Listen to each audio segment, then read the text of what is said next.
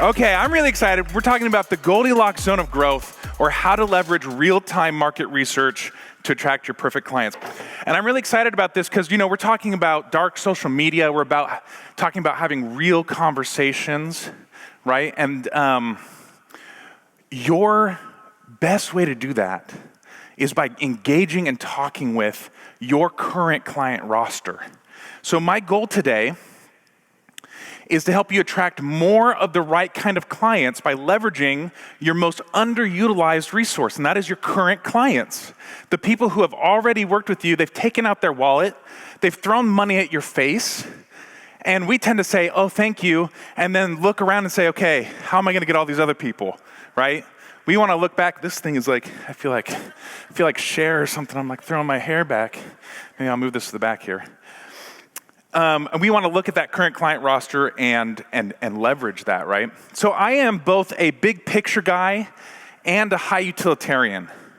So is it okay if you guys can just show hands? I really want to start big picture and then leave with like some really practical, here's how you do this. Is that good with you guys? Does that sound good? Yeah, give me some, I got some yes. Give me some hands up, give me some applause, let me see it, yeah.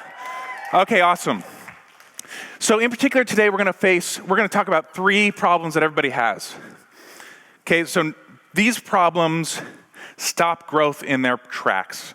And whatever you're doing social media for, whether you're an entrepreneur or a business owner, this is tailored more to the entrepreneurial crowd, but translate this to what you're doing, because at the end of the day, we're all trying to make progress, right? We're all trying to grow a business, grow a cause, grow something, right?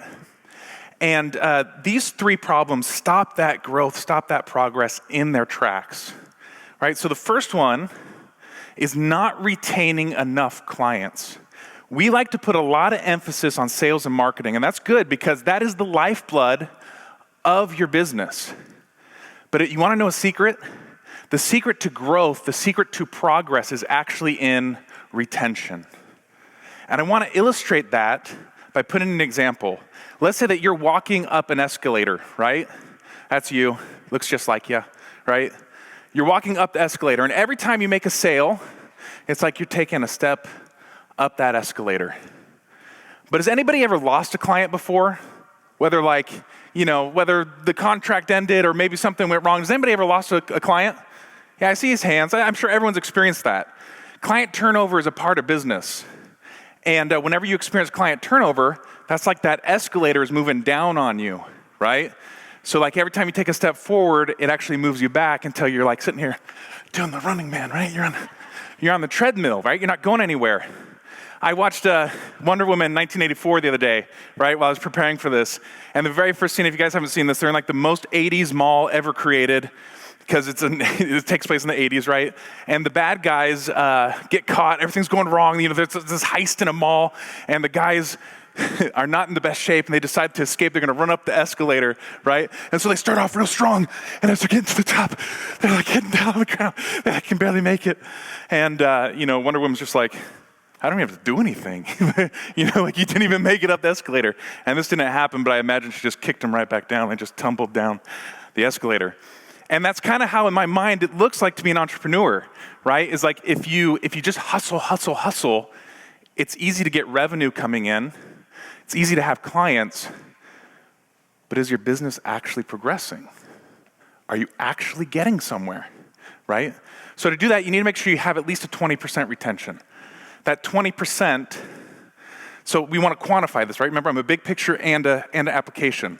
So that 20% is the application. That 20% lets you start making your way up those stairs. And of course, if it's higher, 80%, 70%, 60%, you go faster, right? And of course, it's a marriage of retention with our other stuff here that we're gonna talk about, our next 2 problems, with sales and marketing. So the second problem that we're gonna address today is guessing at what clients want, right? I feel like this is a dirty little secret, because if I were to say to you guys, in fact, maybe I should just ask you, how many of you think it's a good idea when you're creating your marketing or creating your offer to involve your audience? Is that a good idea? Oh, let me ask that again, guys, because that was pretty lackluster. Is that a good idea? Yeah, it is a good idea. Now, if I'm not gonna make you do this, if I had you raise your hand, who actually has done that? It'd probably be like maybe 2 guys, like, yeah, I see a couple, right?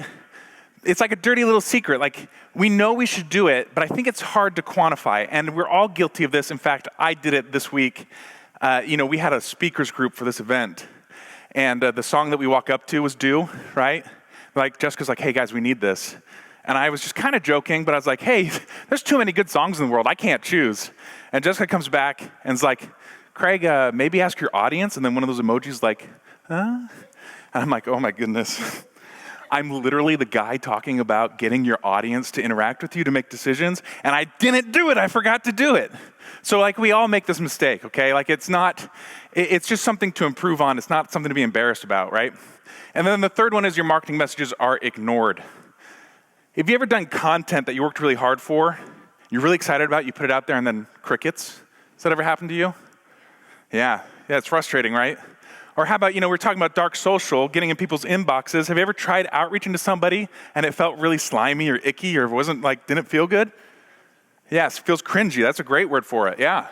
You know what's going on is you're speaking a different language. You're not on the same wavelength as your clients. That's what's going on, right? So it feels wrong. It doesn't get traction, right?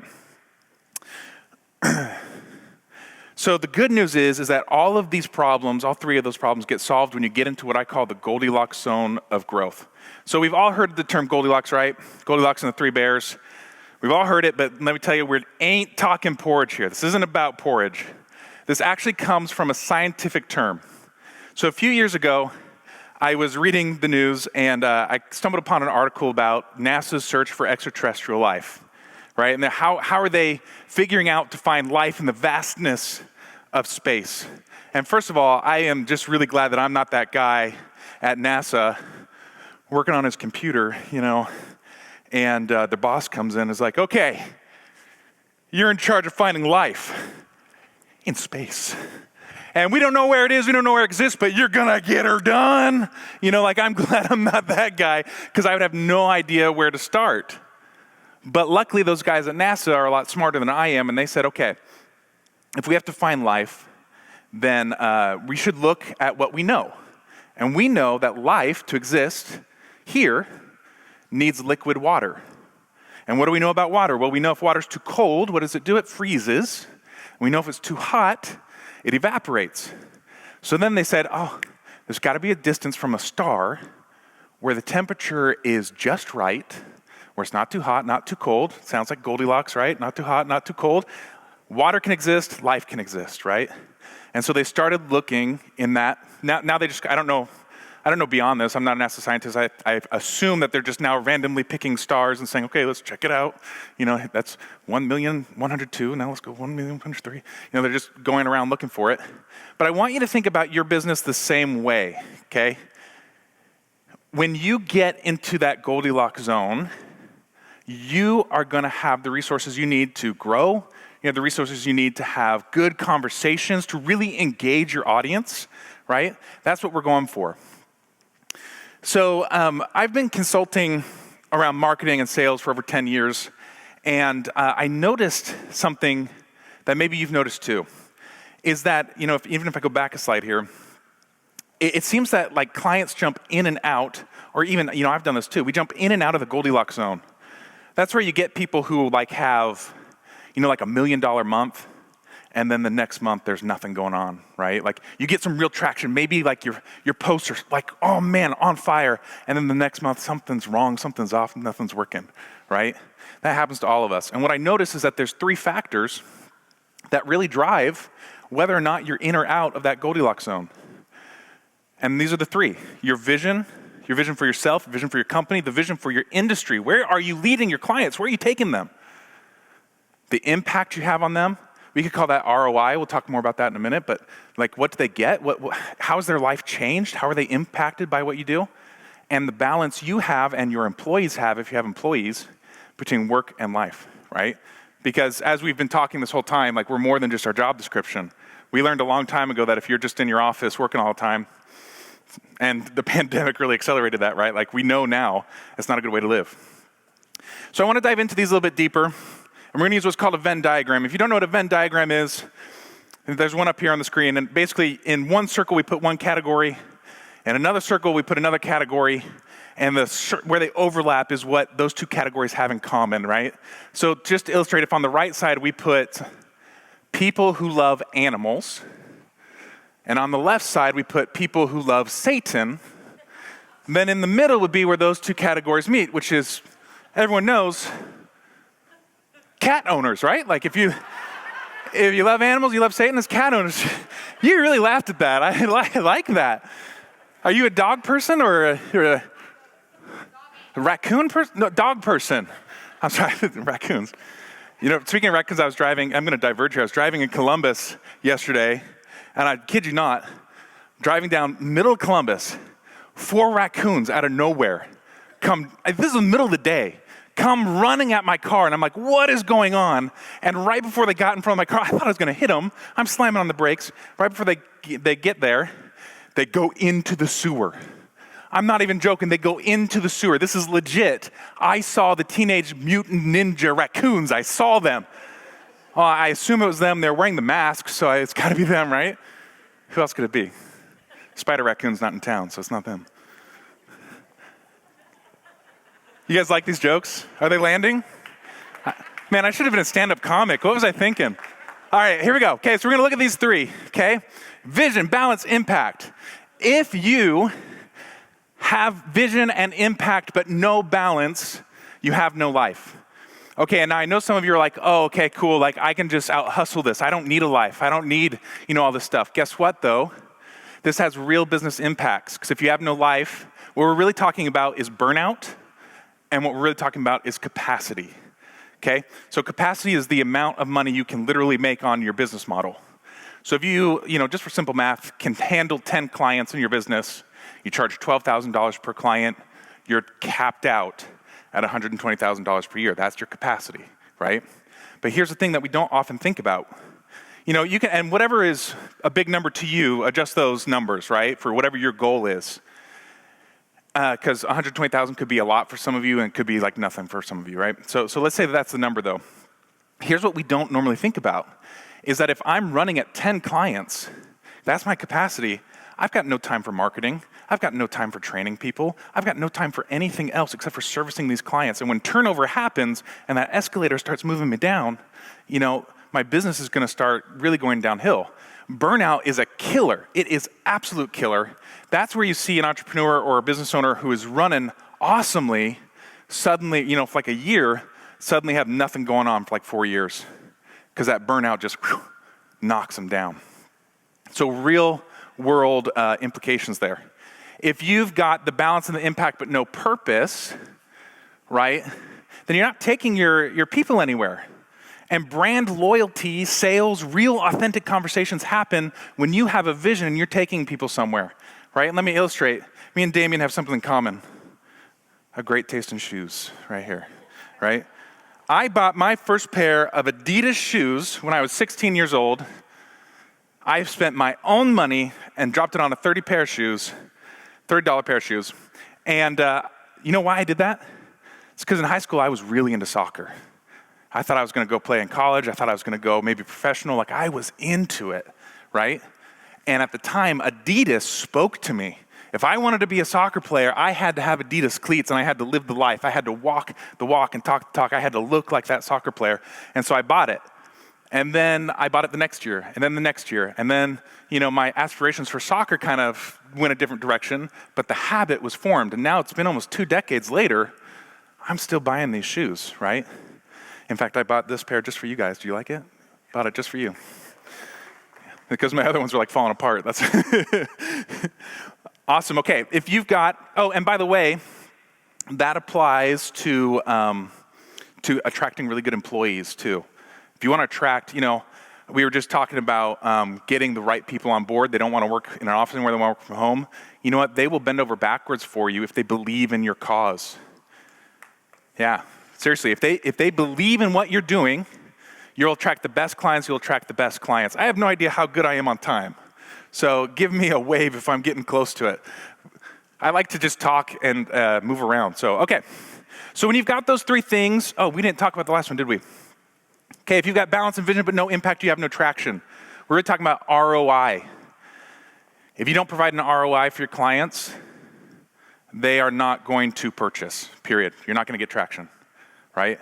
And this happens to me all the time. One of the first things I do with clients that come to me is we look at their offer and we restructure it around the client and what the client gets, right? And immediately, lots of times they can double or triple their rates just off that little switch. And if we put an example, we're all doing social media here, right? And to some degree, let's say you're going to hire someone to do social media for your business, and you've got two candidates. Candidate number one, they're like, yeah, I can do social media for you. I can do all of it. I can do Facebook. I can do TikTok. I can do it, right? Okay, that's option number one. Option number two, ask you questions about your goals, ask you questions about what you want, and they say, okay, yeah, I can help you get clients. I can help you build an audience. I can help you have real, authentic conversations through social media, right? So first of all, which is more appealing? Yeah, number two, right? Now here's the other question. Who can charge more? Number two. Because number one, they're positioning around the process. Who do we pay to do process? Hourly rate employees, interns, high school kids, right? Like, that's the hourly rate, right? The other person could probably charge several $1,000s a month for the exact same service, but their focus is different, which means the results will be different. That can be intimidating because you've got to actually claim the ROI that you provide for people. You got to track it. You got to get better at it. Yeah, that's intimidating, but it's so much better. You'll work with much better clients. You'll charge higher fees. It's a lot better. Okay, when you have those three, you get in a balance. You get in the Goldilocks zone. You get where all the conditions are right. If we were a planet, that means we would have liquid water. But you're not a planet. And so that means that the conditions are right that you'll have these three things. You'll have cash, clients, and capability. So what does that mean? That means you'll actually be profitable. Not just revenue, you'll actually be making profit, and you'll have the ability to reinvest into things like team, right? Into things like systems, tools to help you do better. You'll have clients. We'll get consistent in our marketing. We'll be consistent with our sales messages and in our sales. And you'll have the ability to grow. You'll want to grow, right? You'll have, it's not just about more. You'll have kind of like a purpose, a vision. So here's the cool thing. Remember those three problems that we talked about? When you get into the Goldilocks zone of growth, all those problems get solved. Because when you have balance, that helps you retain more clients, right? Because you're not on that burnout. You know where they're going. It helps with retention. Your vision or your impact is going to help you create an irresistible offer. Makes your sales easier, makes your marketing easier. And here's the cool one that I really love to point out. Our lines are all off on this slide, but that's okay. What I love about this one is that if you want to have authentic conversations, your vision is like the number one thing. You've got to start communicating. You got to get clear on that. And that's going to drive real brand clout, right? Like you're going to get people to like jump on board and talk with you. Okay, so we talked a lot of theory. We talked a lot about here's the big idea. How many glazed eyes do I have? You guys still with me? You still there? How about we get a little practical? How does that sound? You want some application to this? I don't hear it. I feel like I want to pack. Okay, there we go. A little bit. How about over there? Do you guys want it? You want some application? Yeah, I kind of want to shake you up. I want you to pay attention, right? Hi guys, how you doing over there? I don't want to leave you out. All right, cool. Let's get in the zone then. I've got 3 steps for you. So these are writer-downers. If you've got a pen, got a piece of paper, these are the writer-downers. Okay, so 3 steps for you to get into the Goldilocks zone. Okay, so for this to work, we've got to do it a little bit differently. Okay, I'm gonna make some suggestions that are not quite the mainstream. And so I need some buy-in from you. I need you to get on board with me here. So number 1, instead of trying to sell a million things, I really want to encourage you to create a core, high-level, irresistible offer. Okay, you can have more than one offer. That's doable. But here's the thing is you need like one core, this is why we exist, and this is what we do, so that you can build your brand around that. You can build momentum around that, right? That one core thing, what is that? Make sure you have it. Instead of trying to work with a million clients, I want you to work with fewer clients, but get better results, have more impact, maybe even charge more money, right? Most people try to scale by just more, and it gets out of hand. And what I want to suggest to you is instead of going wide, go deep. Fewer clients, more money. It's more sustainable. Instead of trying to out-hustle the competition, I want you to find the things that naturally set you apart and focus on those. I have a saying, If the light bulb's burnt out, you can hustle all day on that light switch. You can work yourself into a frenzy flipping that switch, but the light's not turning on.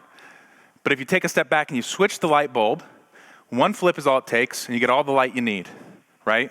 So we're not going to out-hustle the competition. That's just, can I say entrepreneur stupidity? Like, is that allowed? Because I find it silly. Yeah, it is silly. Don't try to out-hustle. Find those things that set you apart naturally and lean into them. Instead of guessing what to do next, I want you to actually talk to your clients and have them tell you what to do, right? Or at least inform your decisions. Maybe they're not going to tell you what to do. Maybe they'll inform your decisions. That's a good way to say it.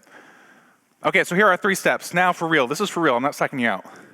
Number 1 is that I want you to define your top and bottom clients. There's great business advice. We all know it, and that is fire your worst clients, keep your best ones. But I want to put an example for you, okay? Client A pays you a ton of money, a ton, but they're also a real a-hole, right? Real a-hole pay you a ton of money. Client number 2, did I say A or 1? Okay, so client A, client 2, yeah, it goes together. You love to work with them. They're awesome, they're amazing. You light up when they get on the phone with you and when you work on their projects, but they pay you like nothing. Okay, here's your assignment. Who are you gonna fire, who are you gonna keep? Fire your worst client, keep your best one. Which one is it? Yeah, it's hard to know, right? We need to quantify this. We need to make it more understandable. So what I want you to do, the easiest way that I know how to do this is to actually just make a list, create the criteria, right? So go get in your CRM, get a list of your clients from the past year, the people you've worked with, and create criteria. Is it how much money they paid you? Sure, that's a good one. Is it, do they fit a certain demographic? They're in a certain place in their business? Whatever it is, create your criteria and rank them. And then you'll have a list of clients, and we're gonna just use the 80-20 rule. Which state, if you don't know the 80-20 rule, it's 80% of your results come from 20% of your efforts, right? So 80% of your headaches, your frustrations, your moments come from 20% of your clients. Those are the ones to get rid of, right? 80% of your joy, your money, your excitement comes from 20% of your clients. Those are the people to focus on, right? So we're gonna use the 80-20 rule to do that. Step 2, I want you to do some qualitative research. Okay, this time I swear I saw eyes glaze over because I said 2 words that no one wants to hear. Qualitative research. You can do this, and it's really important. Remember, these are the people who have taken out their wallets. They've taken their credit cards. They've thrown it at your face, right? We want more people like them, right? We want more people just like them. So I'm going to get even more specific on this step, okay? So there's 2 things in particular I want you to do. Number 1 is once a year, I want you to get on the phone with those people that made the top 20%, and get a phone call, Zoom call, take them to lunch, talk to them, ask them questions, and then listen. This is where you're gonna find the gold, right? And in particular, there's 3 things that I want you to talk about. I want you to talk about how can you create the best offer for them and for people like them? How can you create or fine-tune your marketing to attract people just like them? And how can you provide the best possible value for people like them? Here's the thing, what you think is valuable about your service might be different than what your clients think is valuable. And when you understand how they experience value and you amplify that, that's how you can get clients for life through that, right? By listening to your clients.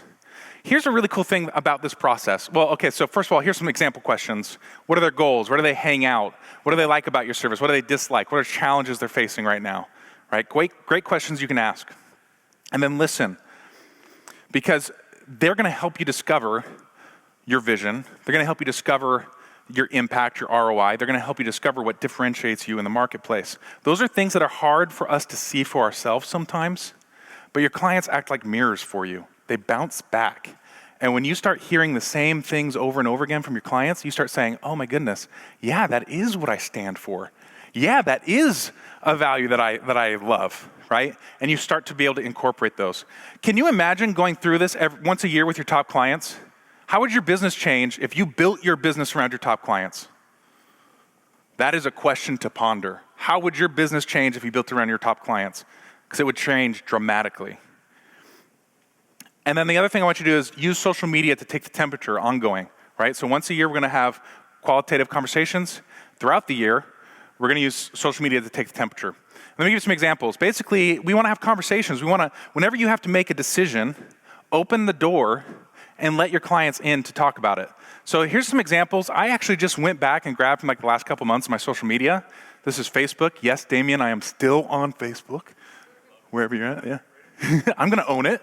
Yeah, I'm on Facebook. So this one, I don't know if you can read that very well, but me and my team were launching a new website, a podcast actually, and we were going to make a freebie to get them on our email list, right? So we came up with two ideas. So option one was step-by-step on how to create your first 50K offer. Step two was how to systemize your team and take a 30-day vacation. I thought, oh, those are both good. How do we decide? I went to my audience and said, hey, I'm making a new training. Which one are you more interested in? Now, this particular example is really interesting to me because it actually was 50-50. About one of them had a slight edge. Which one do you think had a slight edge, one or two? Yeah, you're like 50-50 here too. It was number one. Number one had a slight edge on it. So what did that teach me? Two things. One is that it didn't really matter. I could choose whichever one resonated with me because it was about split. Or maybe I should use both. That also could be an example. But number two is that there was a slight edge to one. So if I want to take advantage of that slight edge, I should use it, right? A couple more examples. Similar things. Curious, in your opinion, what's the root cause of roller coaster income for entrepreneurs? I was prepping for Goldilocks zone of growth. I was prepping for this talk, right? We're talking about feast or famine cycle. I want their words. I want their opinions on it. In your opinion, what's the goal of creating content, engagement, or sales? I was creating a product around creating content. And I wanted to know, when you're creating content, is it about engagement or about sales? If I have the answer to that, how does that help me serve my clients? How does that help me sell? It helps me tremendously. And one last one. How easy is delegation for you in your business? And what I realized about this is that talking about team to my audience doesn't resonate. Even though it's a big part of what I do, my audience doesn't expect to hear about team building from me.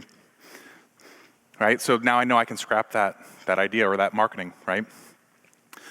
Okay, step number 3 is we're gonna focus and dump. My wife was like, are you sure you wanna say that? Yeah, focus on your best client, dump your worst ones. So it's the same advice we were just talking about. Fire your worst clients, focus on your top ones. I wanna take it one step further though. Instead of just saying this, build it into your business, okay? So, when you identify here, let me give you an example, and I gotta wrap up, so let me give you an example of this. I had a client that went through this, and she realized she had all these headache clients that weren't paying their bills. And when we looked at it, all of the clients that were giving her a headache were on this 12-month payment plan. It's a 3-month service, and she was offering a 12-month payment plan, which was a bad idea to begin with, but all of her headache clients were on this payment plan. What's the simple solution? No more payment plan. And she's like, oh, but I'm gonna lose them. They're not gonna pay. I'm like, they're not paying anyways, right? Like, that's the whole problem. But here's what we did is that we set up a better payment plan, one that invited those that were like on the fence of being a good client to step up and be a good client and pay that more premium price at still an affordable payment plan. And those that weren't gonna be good clients anyways, now they don't have the option to even join, right? So what's the takeaway for you is build it into your processes, into your business, to focus on your ideal clients and to actually exclude, not that we're being mean, but they're not the best people for us to serve, right? We're gonna do them a disservice by letting them in. So we need to build those barriers. Awesome, guys, I really enjoyed this. If you liked this resonated with you, I invite you to check out my podcast, Built to Scale. Built to Scale HQ is the website, or Facebook, and LinkedIn is the place to find me. Thank you very much, guys.